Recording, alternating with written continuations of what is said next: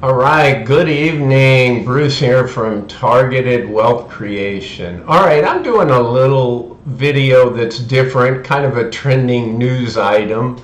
And since, I have 35 years in options, I love options. I can't say I love meme stocks. I've never invested in Gamestop. I think I bought some RIM that had the old BlackBerry. I remember when those were popular and they first allowed text messaging and so forth. It was really revolutionary.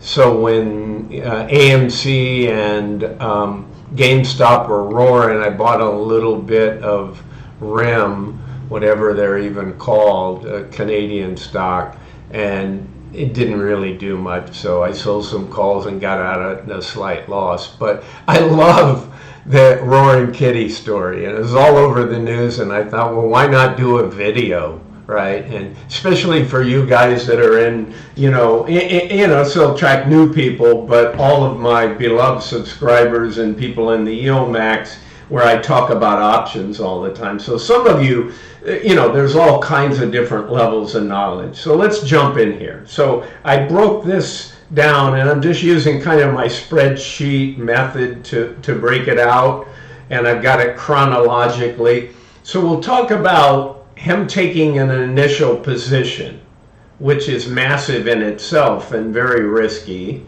And he's been known to have made a lot of money. I think somebody was saying 30 million, maybe 40 million a few years ago when GameStop was running.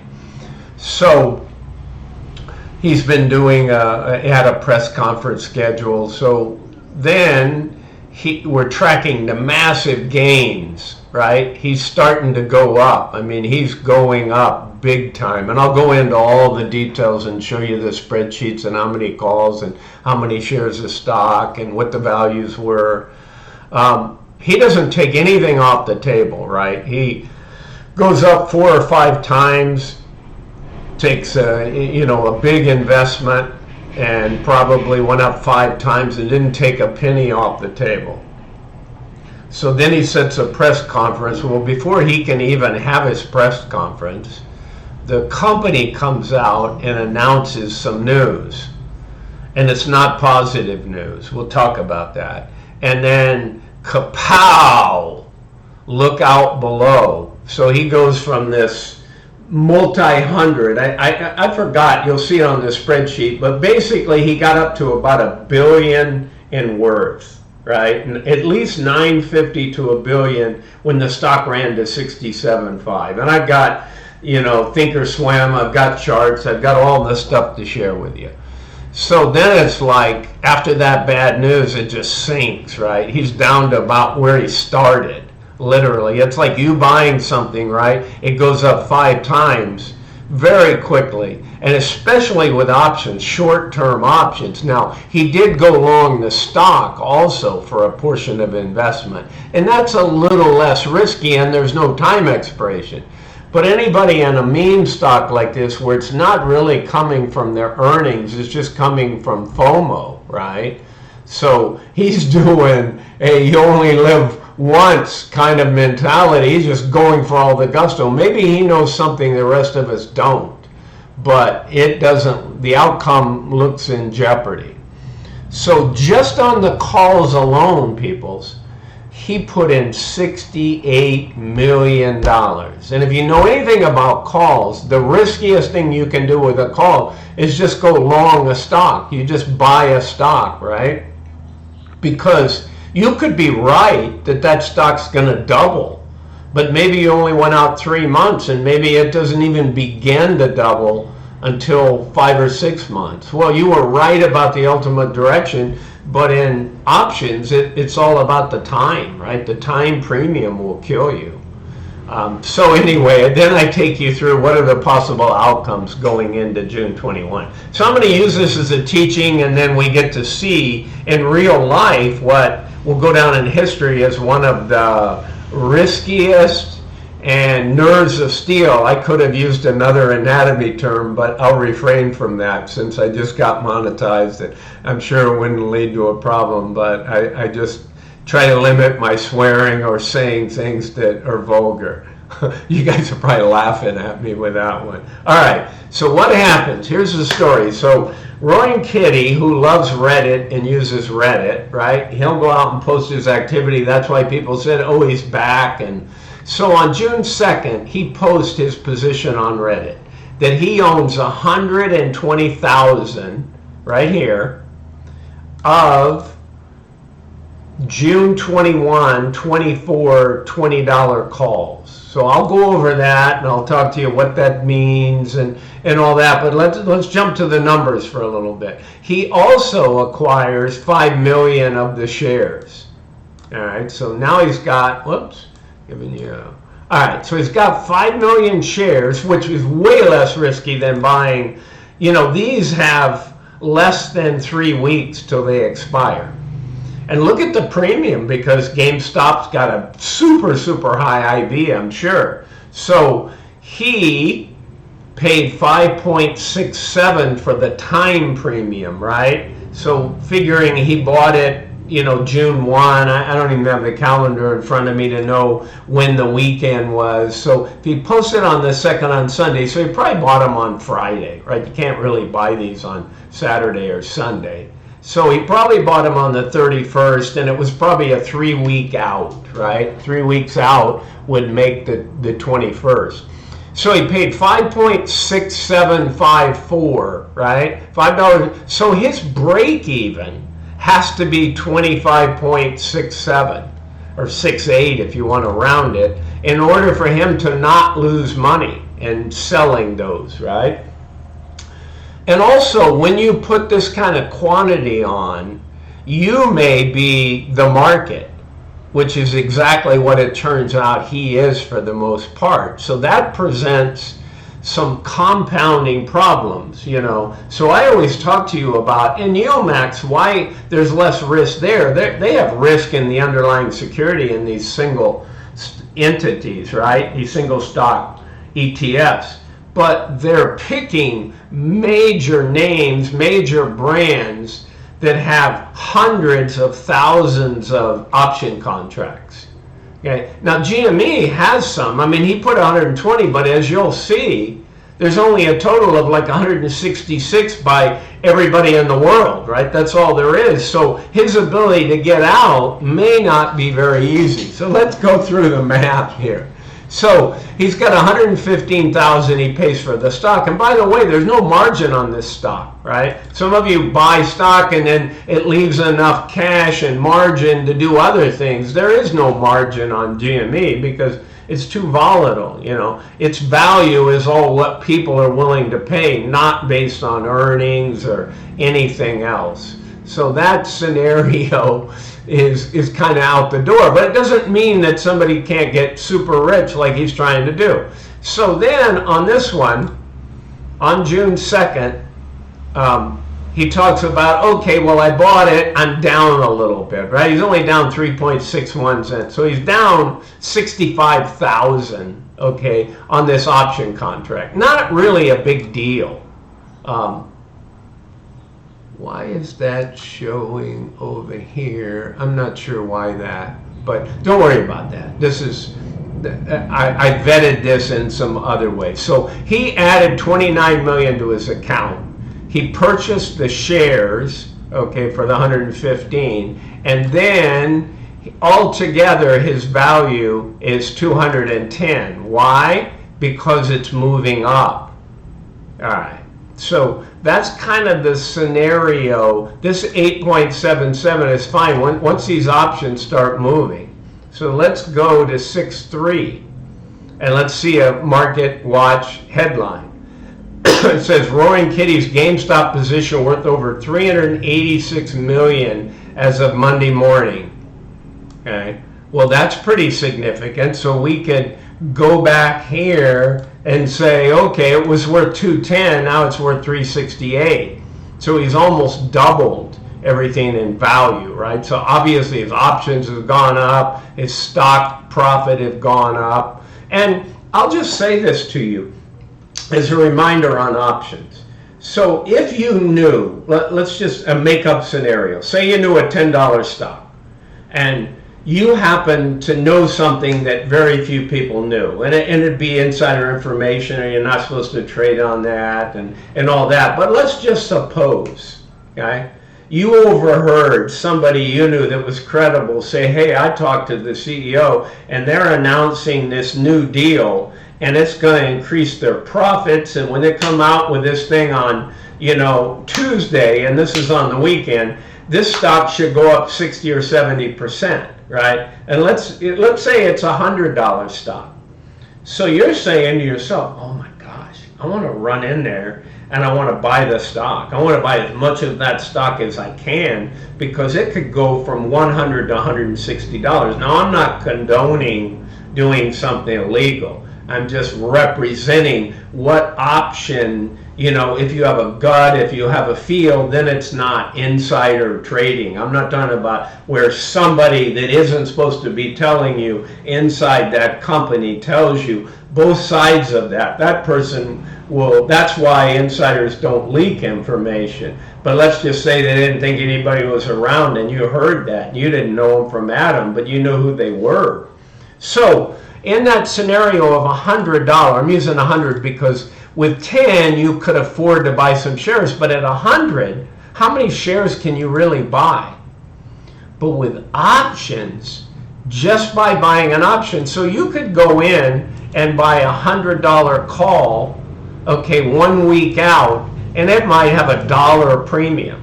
So now for every dollar you spend in calls, you control 100 shares. So you go, man, I'm going to put $10,000 down. So if that stock truly went up 60%, even went up 40%, you're going to make like 40 times your money or something. You're going to make an insane amount of money by using options with the leverage versus somebody that bought the shares. Plus, you're limited at $100 stock price. I mean, you're still going to make 60% return, but if you put $10,000 in, you're only controlling $10,000 worth of shares, which is not a lot of money. You're going to only make $6,000 on your $10,000. But in options, you're going to make lots. I'm not going to do the math here, but you get the idea. All right, so let's move. So we talked about this one. What happens on June 6th? Well, I'm going to show you some charts in my Thinkorswim back on June 6th and subsequent. So this thing starts to move, right? So GME is now 46.55. He paid 21. So he's got more than a double, right? So it's 115,000, you know, or well, actually his investment altogether was 174 between the shares and the options. Okay, that is now worth 586 million from 174 million. And the bulk of it was the shares, right? I think it was only, what, 64, I forget the, 68. So his investment, that's why when it was 65, he was down, you know, 2 or 3 million in just the options, but it's a small percent. So he's now at 586. So what point, so when the stock, and I'm going to show you this in a minute, so the stock really breaks out the next day. And at one point in the peak of the trading day, his portfolio surged, okay, and I think it's on June 6th, because when I got my Thinkorswim, it's so, I'm showing so much, I'm not sure the dates here, but it doesn't matter if it's 6, 6, 6, 7, because it goes up and then it crashes. We'll talk about that. He's worth, his position is worth over 940 million. Now, it may have been hard for him to get out of all of the options, the 120,000, but he probably could have sold 30,000, 40,000 in that kind of move up. And then he could have maybe sold half his stock. But instead, with nerves of steel, he does nothing, absolutely nothing. And it comes back, okay? And then it goes into the after hours. And what happens? Gamestop earnings miss estimates, right? So you go through this, net sales of 881 million. It's a very small company to have such a high market cap. right? They had a consensus of 900 million. So that alone wouldn't have dropped the stock as much as it got dropped. But they came out, again, this is a company losing money. And what do they want to do when Roaring Kitty and all the FOMO and the meme stuff starts happening? They want to issue new shares so that they can sell them on the market. I mean, they did that before and got almost $1 billion in the last run 2 or 3 years ago. So that's why there's probably still in existence, not because they've been making a lot of money. So they come out and announce a $75 million shelf offering, massively diluting the shares. You know, I could go in and I could show you the offering and show you, well, who cares? You get the net result. What was crazy is Roaring Kitty, I call him RK. You know, I said that, now I started noticing he's referred in some of the other articles, but I wasn't even sure when I first did it. Took nothing off the table when it flew to 67.5. Okay, a little bit I understand it may have been hard to sell all the options at that point. So now here we are. So he's got this press conference planned, and he's over here when he announces it, right? A good day and a half. And the company comes out. Now, maybe he's in the know. I doubt it. It doesn't seem like he'd be in the know and take that factor. So the news from the company comes out, right? Missed earnings, pre-market, a shelf offering to dilute another 75 million worth of stock. So it starts, as soon as people digest that, opens. Now we're talking, it went, right, this is up in the 62s, not quite the 67.5 peak, but it didn't drop until this, and all of a sudden it's down at 35. Now he's still making money, but not anywhere near what he was making before. So then it has a bounce, right? People do the FOMO, people are buying in it. And then it retraces, and then he has his live stream. Well, what can you say that the company hasn't already said? He doesn't have a magic pill to make people believe that it's going to go up, or other than his name and reputation, but he's not the company. Now, so what is this outcome going to be, right? Well, that's a great question. So he's got a few choices. But let's go through this nerves of steel. So all in on options that expire in 2 weeks, he paid $68 million for just the options. OMG, right? He's sitting at 235 on an investment of 1.7. So he's got like an 18% gain. But, and this is a big but, he still owns the stock, but by not taking those massive gains, he left a lot on the table. Well, he could do a wheel strategy. I'm not sure all of you know that, but some of you, and I did wheel strategy before I even knew what they called it. Basically, you end up in a position where you take ownership of stock. You either buy it outright, or in my case, if I really like a stock and I want to get a discount, I'll sell a put. Well, once in a while, I'll get put that stock, but I still got all that premium, so usually I'm ahead of the game, and I was willing to own it anyhow.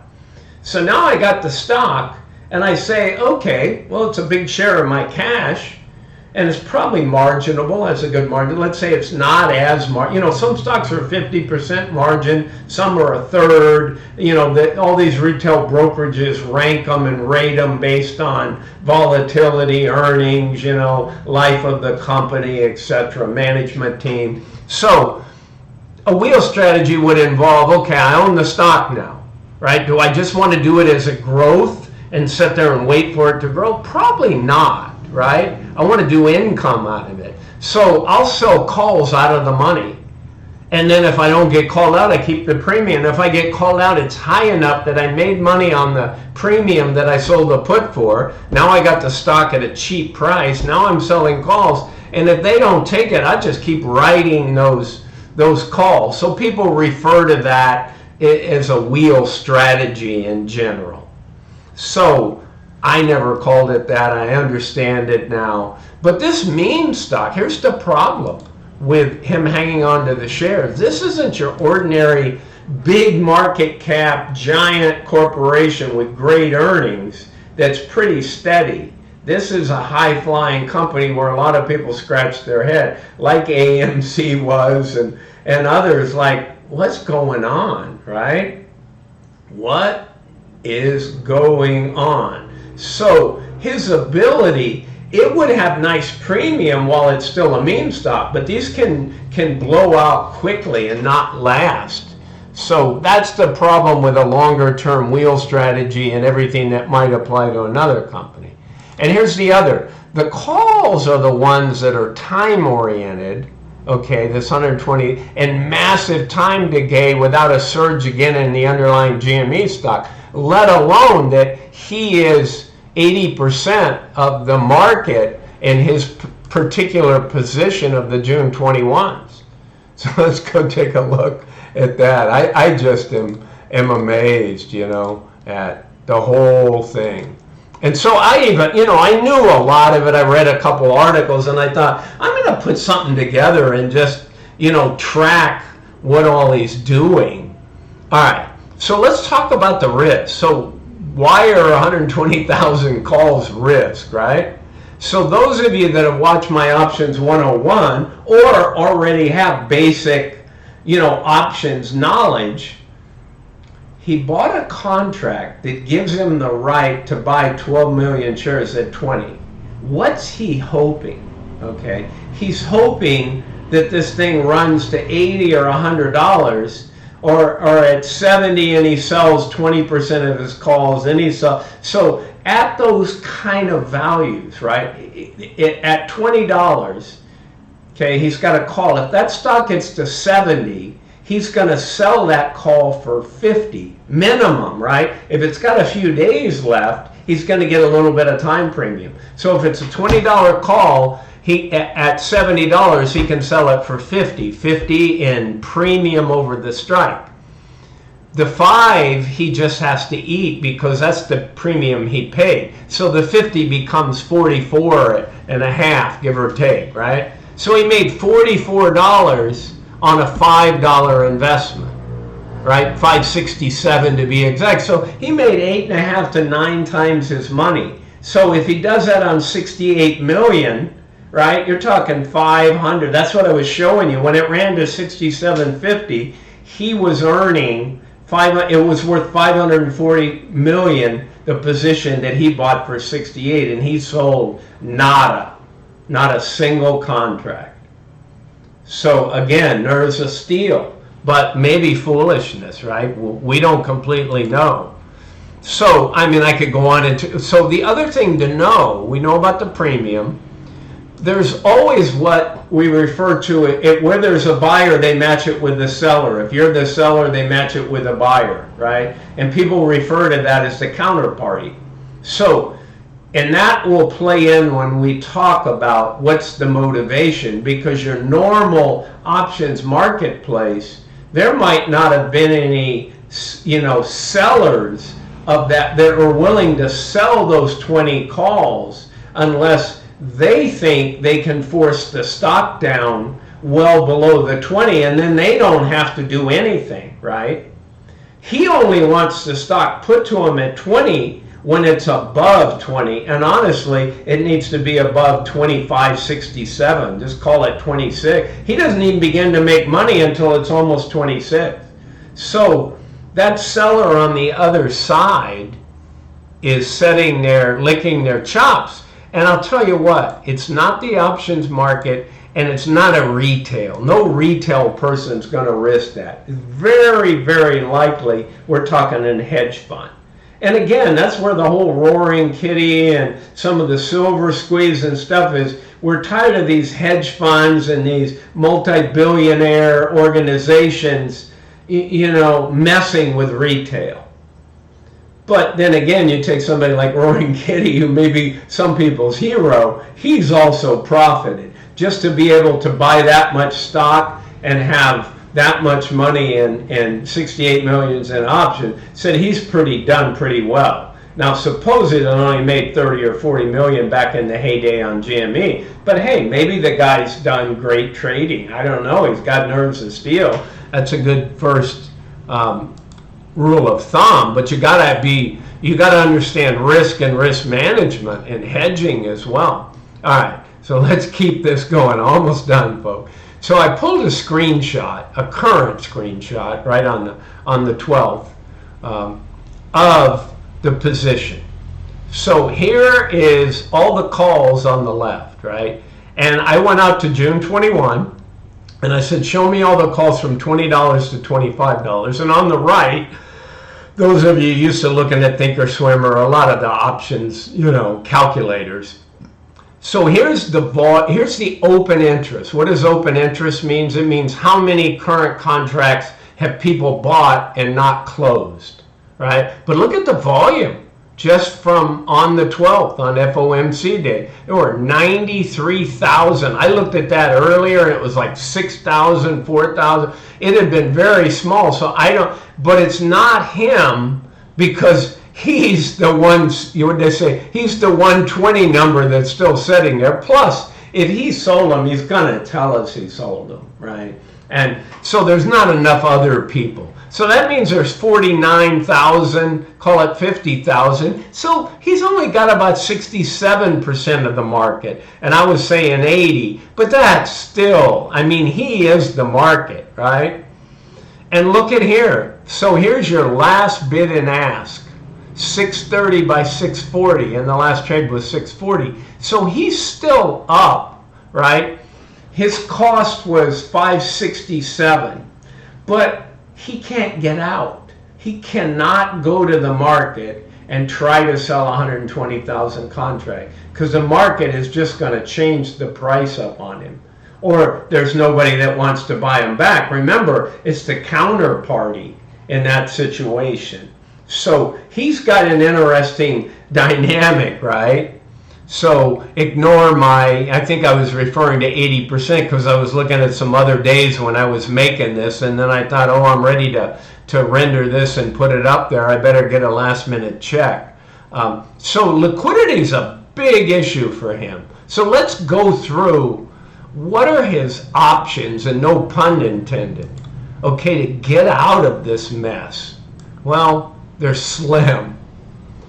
The very first one is exercise the option contract to buy the shares at 20. Maybe the counterparty doesn't have the shares. Again, they can just, as long as their account has capital in it to buy shares, he's not going to know. And like I said, it's not the options market that did this. It's a hedge fund. So a hedge fund said, well, we'll short it, we'll do other ways, we'll get other, we're going to throw mass money at it to keep it under there. And in this case, the company did something that hurt Roaring Kitty as well. You would have thought, as big a player as he's been, he might have had some inside information. Obviously, it was just the opposite. So what that would do is if the counterparty, if he says, well, I want to, buy my shares, I want to exercise that right, then if they don't have the shares to sell him at $20, they got to go into the marketplace and buy them. And somebody buying that many millions, I think it's 12 million shares. Is that what? Yeah, I think that's the number. So by somebody buying that many shares is gonna squeeze the stock price. And that's exactly what he wants for his options, right? Because like I said, he can always hold the stock. It's just my feeling in a meme stock, maybe it's a couple of months that he can keep this thing elevated. The other problem is it's super expensive. There is no margin allowed on GME stock. These brokerages and the one that he's trading in and all of them aren't going to give you any margin. So in order to buy that, right, on that option, that's 12 million, that's where the number, 12 million shares at $20. It's like 240 million cash. Does he have that? Doesn't seem like it. I don't know. He hasn't said anything if he does or doesn't. He's going to keep that, ace in the hole. So his second option is just sell the contract in the options market. You can always sell a contract. Well, unless you are the market. Could be very hard, as he owns almost, and I should change this number with today's stuff, of like 67%. But again, this all changes by other people closing out, right? So he's 67% of the market. So he cannot sell them all. And if he starts selling some and they know it's him, that also can tip the market and might tip the counterparty, the hedge fund, to do some things. Okay. So the last one is let the options expire worthless, right? And just hoping this whole time that GME has a stock price run, and then he starts laddering out of these things. Okay. But more than likely, he'll just lose the 68 million if they don't go on a big run. All right, so for the key for the good outcome is maybe the company can come to his rescue. Maybe they can come out and say that they closed their share offering. They're all done. And that immediately will make people feel like it got funded, the company's got money, and it'll probably pop up 10, 15%. That's not going to be a big, massive amount, but it's going to help Roaring Kitty. Okay, this thing is going to go down in history, this trade, regardless. Okay, so I just repeated down here on the bottom, likely the counterparty who sold the calls to the hedge fund. I've said that a bunch of times. And, people label this as the David and Goliath, right? Whoops, I got my words stuck together.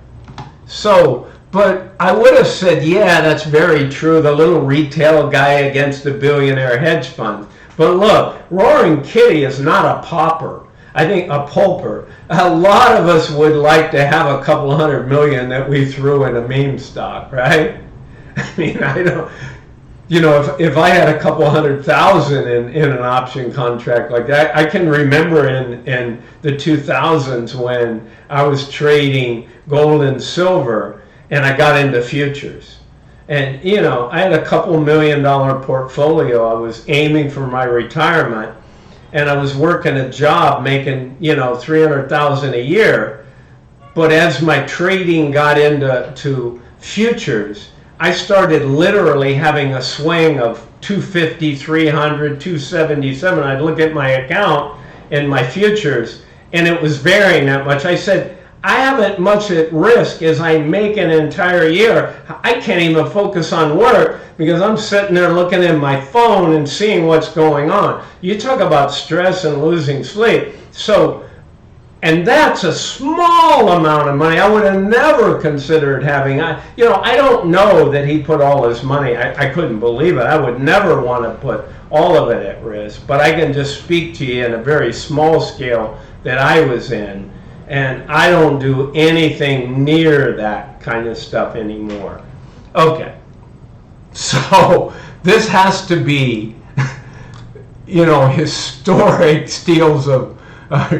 nerves of steel, right? I always want to refer to another part of the anatomy, but I think you can figure it out. All right, guys. That's Roaring Kitty. I don't know if I'll do another video, but on my other videos, I'll maybe make a comment or two on my channel. Hey, have a great evening, wherever you are, day.